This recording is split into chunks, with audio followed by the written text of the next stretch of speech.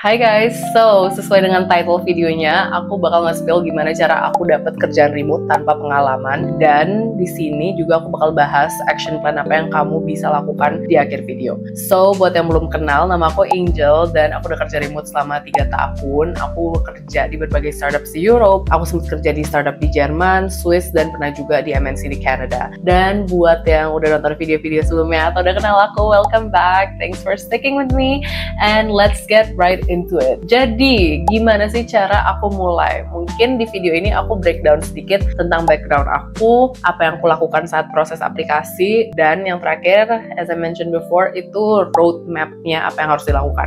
Oke, yang pertama, kenapa aku milih kerja remote? Jadi sedikit background aja, aku itu S1 pariwisata, dan salah satu syarat lulus aku, prerequisite untuk lulus aku adalah aku itu harus dapat magang selama 6 bulan di bidang pariwisata. Cuman sayangnya waktu itu adalah tinggi-tingginya pandemi, karena itu masih 2021 ya, itu masih ada dampak pandemi banget, dan di Asia itu masih banyak layoff, especially di Indonesia kurang banyak tourism sector yang udah mulai hiring lagi dan lain-lain. Jadi apa yang harus aku lakukan, karena aku kalau nggak magang selama 6 bulan itu tuh aku harus ngulang lagi dari awal. Jadi aku ogah banget ngulang semesteran aku dari awal lagi dan harus bayar ekstra lagi. Aku desperate banget, aku harus dapat kerjaan. Nah, karena itu di industri pariwisata, aku harus mikir, oke, kalau misalnya di Asia itu nggak possible, apakah possible di luar Asia?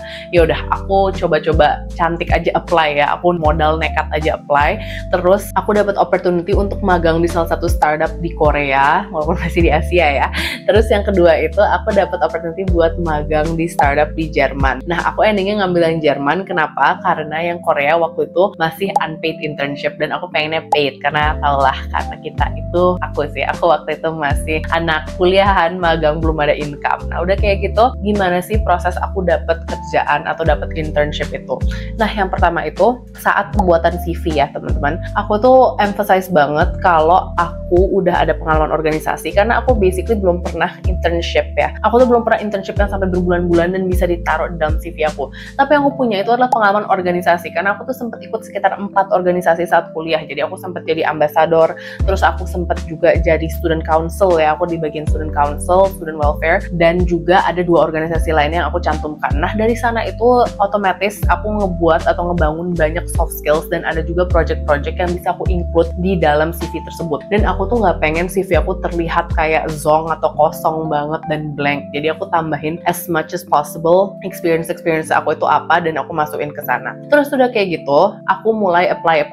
Dulu itu aku platformnya hanya menggunakan LinkedIn ya. Dulu sih sempat juga aku pakai platform lain, cuman udah nggak inget itu platformnya apa, karena kayaknya nggak successful menggunakan platform itu. Tapi kalau sekarang kamu nggak usah khawatir sama sekali, karena udah banyak banget platform yang bisa kamu gunakan yang khusus untuk remote job. Nah, udah kayak gitu, aku menggunakan LinkedIn dan aku dedicate sekitar 1-2 jam per hari ya untuk cari lowongan-lowongan tersebut. Kenapa durasinya lumayan? Karena menurut aku itu tuh lumayan susah atau sangat susah, karena balik lagi masih zaman pandemi di mana aku harus dapat di bidang pariwisata. Untuk sekarang mungkin kamu bisa alokasiin 1 jam atau 2 jam, tapi yang pasti at least apply 1 role per hari atau 2 role per hari itu juga boleh banget. Nah, setelah kayak gitu, udah aku make sure CV aku ATS friendly, aku mulai apply, dan proses aplikasinya itu adalah pertama untuk yang startup Jerman ini, aku melakukan video interview dulu, itu dimana aku send videonya, terus akhirnya aku hop on a call ya, aku interview face to face lewat Zoom, terus aku diberikan assignment, dan bersyukur banget juga aku lolos untuk assignmentnya, dan last roundnya itu adalah interview langsung dengan CEO-nya, dan bersyukur juga beliau ternyata cocok dengan aku dan nge-hire aku.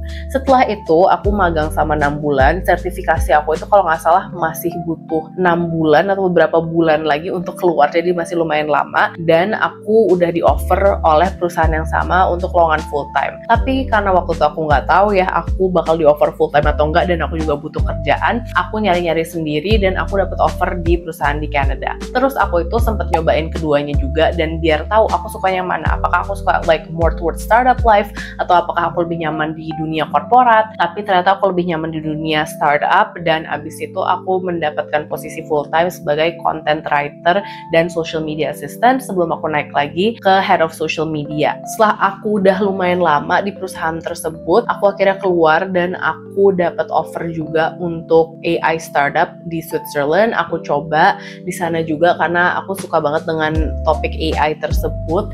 Cuman waktu itu kurang cocok untuk aku dan aku akhirnya keluar. Dan setelah aku beberapa tahun di startup Jerman tersebut, aku merasa aku butuh lebih banyak challenge. Aku pengen grow lebih banyak lagi as like personal development dan juga skill set aku. Akhirnya aku accept offer di salah satu startup di Switzerland. Nah, udah kayak gitu, sekarang kita masuk ke key takeaways atau roadmap-nya biar teman-teman sekarang ada gambaran. Oke, yang pertama itu adalah balik lagi yang kayak aku bilang, siapkan CV-nya, make sure itu as ATS friendly as possible. Kedua itu siapkan portfolio kamu. Ini itu portfolio sebenarnya nggak mandatory untuk semua role, tapi ini itu sesuatu yang good to have. Kalau role yang mandatory itu mungkin lebih ke role yang UI UX designer, graphic designer, atau social media specialist, dimana kita harus showcase work kita. Tapi mungkin ada beberapa role juga yang itu tuh sebenarnya nggak mandatory, tapi balik lagi good to have, dan mulai aja dari sekarang untuk membangun portfolionya. Nah, mungkin follow up questionnya kayak, aku belum di hire, gimana aku dapat project, gimana aku dapat experience buat ngebuat project? Tenang, kamu bisa include project-project kamu saat kuliah, atau misalnya kamu bisa bikin project personal kamu sendiri, atau kamu bisa nge-prompt di GPT untuk act as a client dan bikin project guideline yang harus kamu lakukan, dan kamu bisa tampilkan itu di portfolio kamu ya. Jadi itu adalah project asli yang kamu buat, cuman kliennya atau cara mendapatkannya itu kamu juga bisa jelasin di sana. Jadi dicoba aja itu dulu biar nggak mikir, oke, aku stuck banget mau mulai tapi belum dapat offer kerjaan. Yang ketiga itu adalah I wish I started this sooner, itu ngebangun personal branding di LinkedIn. This will take time ya, ini bakal membutuhkan waktu juga, tapi over time selagi kamu nge-polish LinkedIn kamu, selagi kamu consistently nge-post, itu bakal banyak banget offer yang datang ke kamu. Jadi nggak hanya kamu yang cari kerjaan terus-menerus, karena itu yang terjadi ke aku in a sense that aku nggak harus nge-post konsisten tiap minggu aku harus followers banyak di LinkedIn, harus connection saya super banyak. Tapi kalau aku udah nge-polish dan make sure profile aku tuh gampang dicari oleh recruiter, oleh founder yang mungkin mau hiring, itu udah oke banget, it's a good start. Jadi itu yang bisa kamu lakukan, and hopefully this video help. And let me know juga kalau kamu mau video separate tentang gimana cara aku naik karir yang menurut aku sih lumayan cepet ya dalam kurun waktu 2 tahun. So cheers, have a good day and bye!